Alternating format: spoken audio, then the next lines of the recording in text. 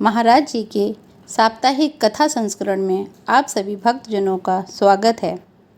आज की कथा केहर सिंह जो आईएएस ऑफिसर थे उनके बारे में है।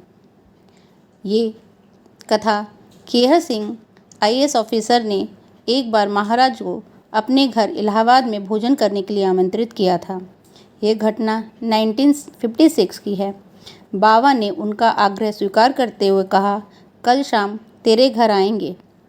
घर आकर पत्नी को सूचना देते हुए आपने दूसरे दिन शाम को 2 आदमियों के लिए भोजन तैयार करने को कहा, यह सोचकर कि बाबा के साथ उनका कोई परिकर भी आ सकता है। पत्नी ने समय से पूर्व ही थोड़ी थोड़ी मात्रा में 2 सब्जियां बना ली और गरम गरम पूड़ियाँ खिलाने के लिए आटा तैयार कर दिया था। सिंह साहब ने बाजार में से थोड़ी सी मिठाई भी मंगवा ली और बाबा को लेवा लाने के लिए कर्नलगंज में सुधीर मुखर्जी जी के घर गए। बाबा के साथ 2 कारों में 10 लोग आपके घर पधारे।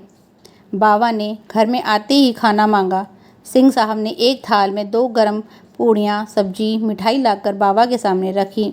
वे बोले, हम सबको भोजन करा। आप चिंतित हो गए। आपने 9 थालियाँ और कटोरी पत्नी के सामने रखकर बोले, बाबा का आदेश हुआ है, सभी को भोजन खिलाना है। वे खिन्न हो गईं। उनके सामने घर की लाज का सवाल था। सिंह साहब ने 2 आदमियों के लिए खाना बनवाया था।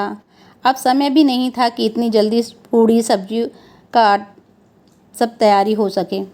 स्थिति को अपने काबू से बाहर देखकर वह अत्यंतिक घबराहट में आ गईं और वे रसोई घर से बाहर चली गईं।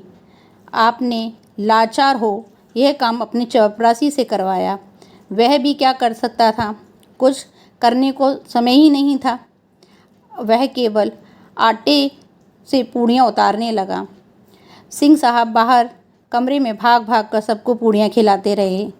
खाद्य सामग्री स्वतः इस खूबसूरती से बढ़ती रही कि सब लोगों का पेट भर गया और उनके जाने के बाद भी उसी सामग्री से 9-10 प्राणियों के लिए पर्याप्त भोजन भी बचा रहा। वास्तव में गृहस्थी की लाज बाबा ही रखते हैं। जय नीम करोली महाराज।